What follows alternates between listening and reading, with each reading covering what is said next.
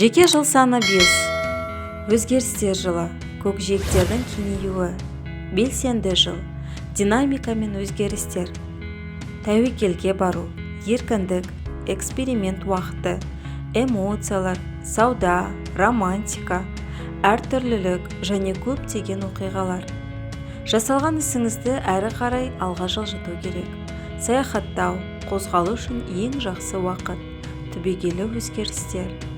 Биылғы жылы жаңа және батыл жобаларды бастау жақсы. Адамның өмірі күтпеген оқиғалар тізбегі болады. Бірақ олардың бәрі бірде оңынан шешіле бермейді.